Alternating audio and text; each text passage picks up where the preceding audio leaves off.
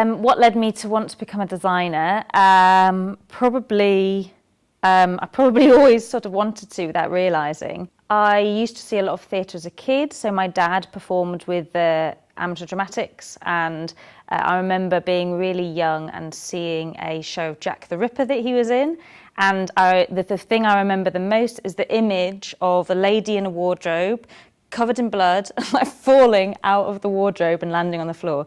And I think I just remember thinking, what, in a 4-year-old's version of what an amazing image. At university, I studied drama and theatre studies, and always thought that what I always came back to was what the stage picture looked like, the colours, the shapes, and the movement. So I suppose that and studying art and drama always just led me to want to design for it.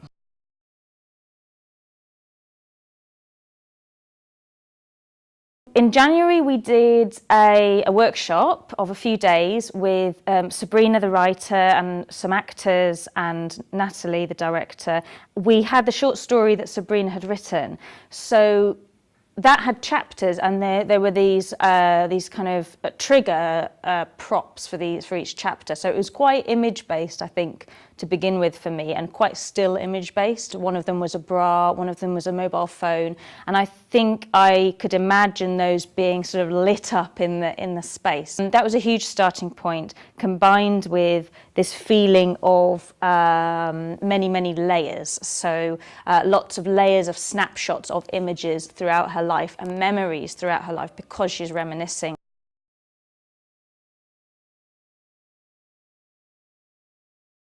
My research process, I started off, I think I did a lot of walking through London. I walked up Brick Lane, I looked at all the graffiti and the stickers and the posters, very image-based, the hand-drawn image, the illustration style of the graffiti, and the high contrast colours of the graffiti and the shapes and abstract styles. I did a lot of internet research, I do a lot of Pinterest, so quite vague, searching key themes. And then really it's about experimenting physically, so I do lots of sketches, and that becomes part of the research in and of itself.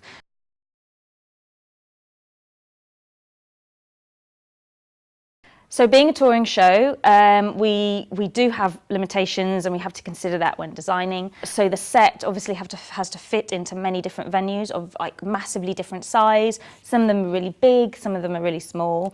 Generally speaking, the set is designed within a 5 by 5 metre space, a square space.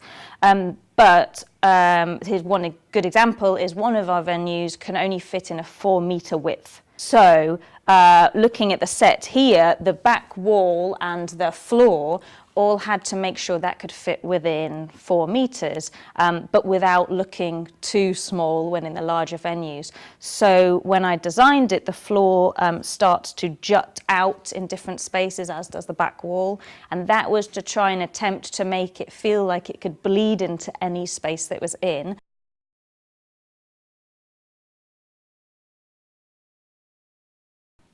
So the snapshots of her memories, that was a big one. I wanted to make sure that we were locating us in specific places, but without locating us too much in her bedroom. And that's because the place skips between many different locations. I wanted to pick up on each location that she mentions, that she talks about, that's part of a good memory or a bad memory, or is one of the locations of where something specific actually occurs. So that's what the panels, the illustrations on the panels depict. So we've got the image of the park, the image of her flat block, an image of the school corridor, things like that. So stuff that is directly mentioned in the script, or stuff that's slightly more emotive, and I've sort of put in there which I feel is a memory she may have.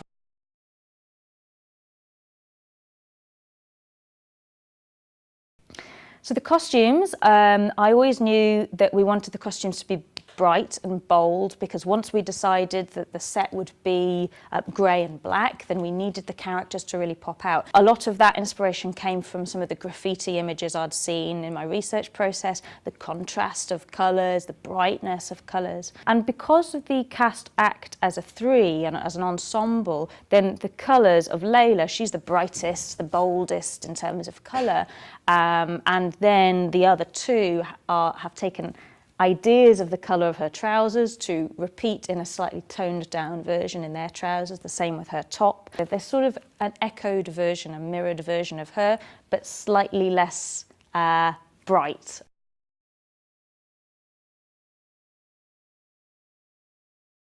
I always start off with a model box just by putting shapes in it, so any shapes that I think are relevant, and I'll put a tiny scrap of paper in and then decide it's completely wrong, and I'll replace it and do that loads and loads of times. Then I'm starting to develop the shapes and really hone down why these shapes are there and how they relate and how many of these shapes. So all these panels came from that. The next draft, we really are coming towards a white card model, so that is when we know the shape and the style and the size of everything, but we haven't got on there the finishing textures, definitely don't have kind of finished illustrations. And then I think I probably sent Natalie maybe 4 different versions at that point. So one of those was all images were photographic images, so they were coloured, and then I tried them in black and white, but they were real images printed. And then I tried an illustration version, so that has several different layers. The final model box shows what textures, what finishes of paint finishes, what colours, and that should be a mini version of exactly what the set looks like. And in this particular process, because we had the brand new script coming into rehearsals, it was slightly different to the script before, it was still in development. So when I did that final model box, I knew roughly what I wanted those illustrations to be, but we changed it when we hit rehearsals, so I could then work with that and collaborate with them in rehearsals.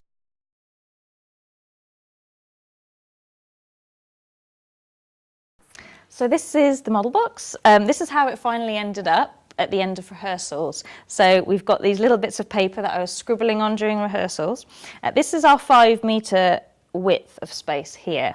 And then our 4-metre width, which is the maximum that would fit in some of the venues, is just here. And then the line of the floor actually finishes slightly further in. And then we've got these little jutty-outy boxes to try and sort of expand into the space a little bit, and that's repeated again on the back wall, where we've got 9 different panels. 6 of the panels are actually attached straight to the back wall, and then 1, 2 and 3 hang from the top of this metal structure. So this is a metal structure that spreads across most of the back wall of the space, and it's about 50 centimetres deep. And from that hangs the window, and then those 3 panels. And these panels are made of perspex, so they're see-through, thick plastic.